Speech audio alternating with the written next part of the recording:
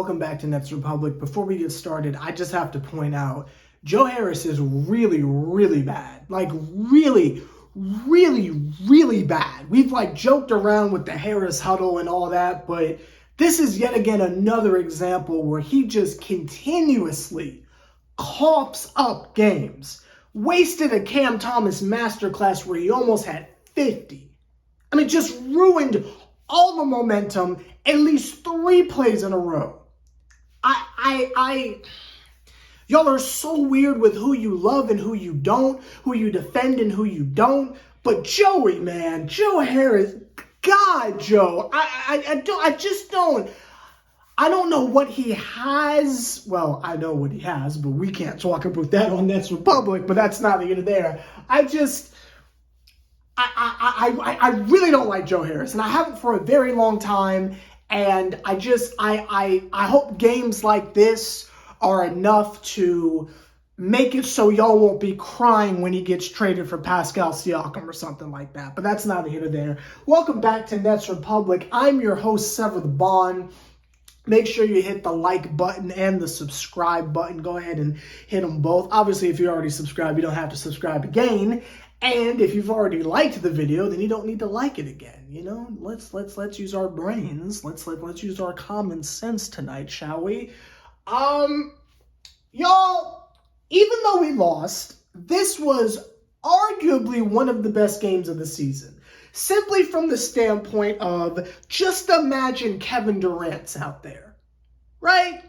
Just imagine Spencer Dinwiddie's out there. Just imagine Finney Smith or whoever is out there as well with his alleged defense and such. We definitely win that game. And if it wasn't for the inexperience of the group and the fact that individuals I feel like should have gotten minutes that didn't get major minutes, I feel like things would have been a lot better. I would have liked to have seen a 3-guard set, since we like to do that all the time. A 3-guard set of Duke Jr., Sumner, and Cam Thomas to close the game. Just because I don't really see what value Joe Harris has exactly, especially if Sumner is hitting threes. You already got Watanabe out there, and you've got Cam Thomas. That's enough shooting. We really don't need Joe Harris out there. Again, I don't know what Joey is doing to warrant these minutes and these looks, but he's getting away with something, and I'm done being nice about it. But that's not here nor there. Claxton. And shout out to Sumner, because Sumner was playing with 5 fouls all fourth quarter and didn't foul out. If only Ben Simmons could do the same. But let's back it up. If only Ben Simmons could play. He's allegedly going to play tomorrow because it's a back-to-back. And I'm not concerned about the health of the individuals who are out there because everyone else is a child. So we should be fine. I'm not really sure what Ben Simmons will add to tomorrow's game, but we will wait and see.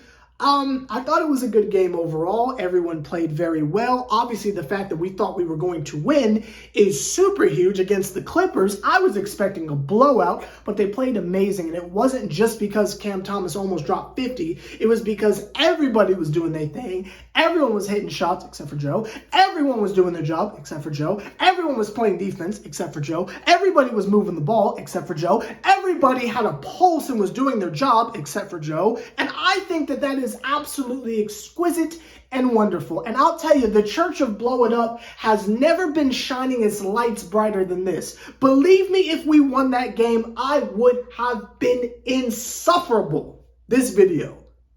Guarantee you that. You wouldn't have been able to stomach me if we found a way to win that game. But that's not here or there. I believe, personally, we should really consider, and we'll get into the various trades that the Nets are trying to make and the rumors and all that, but I just want to finish covering this game real quick. I think we should really consider blowing it up.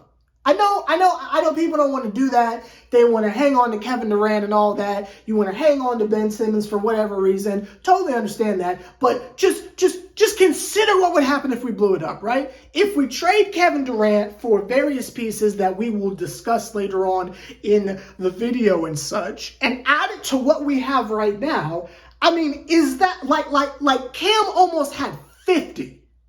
Can we just acknowledge that for a second. Cam had basically 50 with Paul George and Kawhi guarding him. We didn't do this against the Hornets or something like that. We didn't do it against the Pistons. We did this against the Clippers. And while the Clippers aren't exactly amazing, they're nothing to sneeze at. You feel me? They're nothing to sneeze at. This man has had back-to-back 40-point games. And this game was almost a 50-piece. You feel me? A 50-piece. What more does he have to do?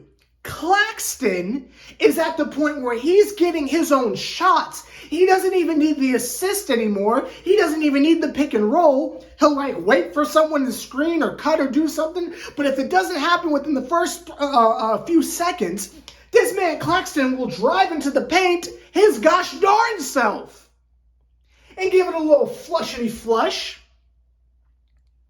Maybe a little layup with the jelly. And if he gets fouled, he's hitting his foul shots. And for you box score sniffing bums, but he only had 15. He only had 15. Well, make sure you remember the part where he had 17 rebounds too. Remember that part. Claxton is playing out of his mind.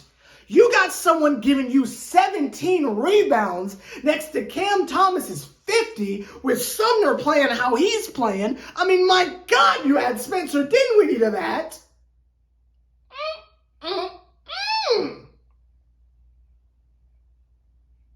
And that's without Seth Curry. That's with Joe Harris doing absolutely nothing. That's with TJ Warren coming back off of an injury. That's with David Duke Jr. not really getting a lot of minutes. That's with Kessler Edwards not really getting a lot of minutes. We got them dudes. We got them dudes ready to go. Trained to kill, as they used to say back in the 2010s. Before your time, I'm sure. We got them dudes. And I'll tell you, if this KD stuff don't work out, this is a really, really good team. And Jacques Vaughn is coach of the year. Maybe the NBA won't acknowledge it. Maybe the general media won't acknowledge it. But Jacques Vaughn is coach of the year. I mean, the stuff he's got folks doing and buying in on, exquisite. That man is out there playing defense on the sideline with the other 5 on the floor. Such great, and again, this is what I was talking about last video of, don't you want to go back to this? I know some of y'all don't like it. You don't look fondly of it. You can make your jokes and say, oh, Sever, you weren't even here for it. Okay, cool. But it looked like so much fun, and I'm getting a taste of it right now. All we need is them dancing the Playboy Cardi on the sideline. I was doing the leg joint, but you can't see my legs, so you feel me? They're trying to be They want to be Cardi. The birdie. I'm not saying that. I'm not that kid, Cardi. I'm like, you feel me? We could be back to that. And it's right there for the taking. And it's not like we're out there with a bunch of dudes who are mid, we'll call it that, right? Cam almost had 50. We got them dudes waiting to be unleashed. All I'm saying is just hear me out. People here blow it up and think I mean trade away young talent and stuff like that. I'm just saying get rid of the stars. You feel me? Just consider it. Just consider. You can't get back in the church, but just consider it. Because I loved what I saw tonight. And if they had more time together, more chemistry, if we didn't just have Cam go ISO Island towards the end, if Joe Harris wasn't a professional screw-up, I think we win that game. Obviously, fully healthy roster, we win that game. But let's leave the game and talk about all the rumors surrounding the team.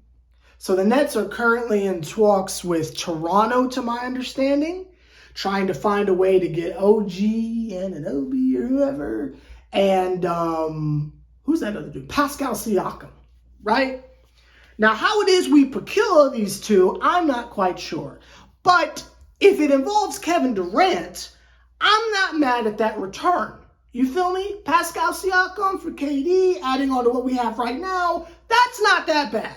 I'm not mad at that in the slightest. And again, if you are a casual that doesn't really watch the games and you don't really know the players outside of the stars, I can understand if you look at that and say, well, how's that a good return? How's that a good return? Because you're not watching the games. Again, from what we saw tonight, we really don't need much more. Just a little push. Just a little push. And you could argue and say that just the addition of Kevin Durant coming back is enough to put us over the edge. Maybe, but again, hear me out. What's wrong with our stars being Cam Thomas and Claxton?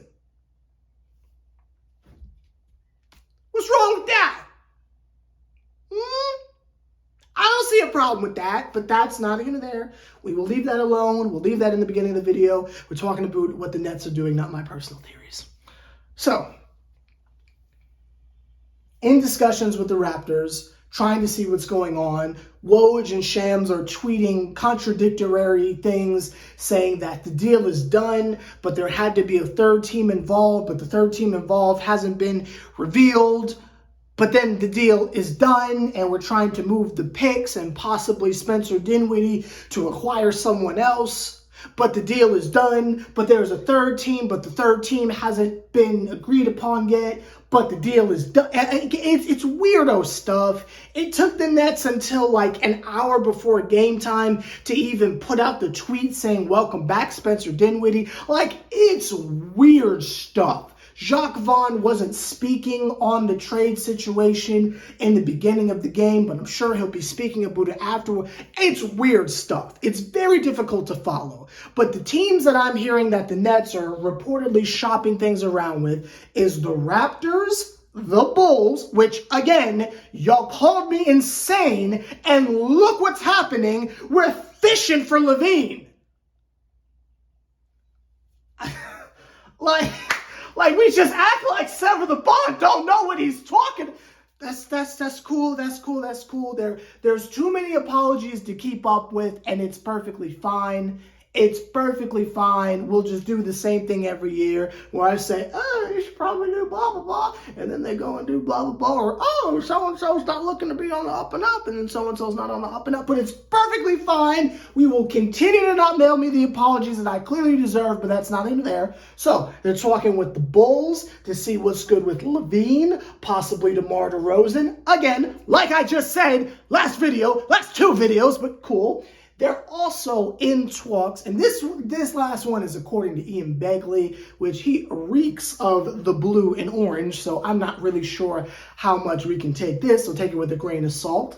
But allegedly, they are in talks with the Atlanta Hawks to try and get John Collins. Now, y'all already know how obnoxious I'm going to be if we get John Collins on this team. I'm hoping we get the MLK jerseys as well, but that is neither here nor there. But those three scenarios of individuals, I'm liking what I'm hearing. Oh, and also, there's some type of no Pharrell Williams, something in the water of something brewing of possibly Fred VanVleet for Spencer Dinwiddie. It's just a lot of different things being floated around. In fact, as I'm making this video, it's possible that they've already made the next move. They have until Thursday, so who knows what's going on. All I know is that the Nets are actively trying to be aggressive, and they are not done yet. But whatever it is we do, there are two individuals that cannot be a part of any trade packages, no matter who it is. I don't care if it's Stephen friggin' Curry.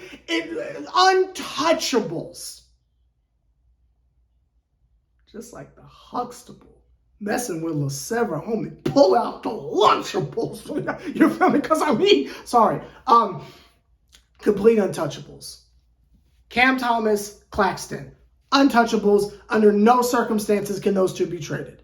Under zero circumstance. Not with the games they just had. We cannot make the same mistake we did last time and have Karis LeVert have this breakout performance where he finally puts everything together. We get a dub, everything looks great, and then the next day you trade him for Harden. We can't make the same mistake again. We have lightning in a bottle, and I don't know how many chances the Nets front office is going to get to right their wrongs, but we can't make the same mistake again.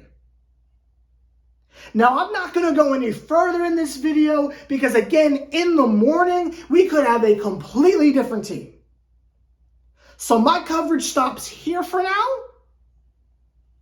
But just know I could go on for another hour. I'm just choosing not to.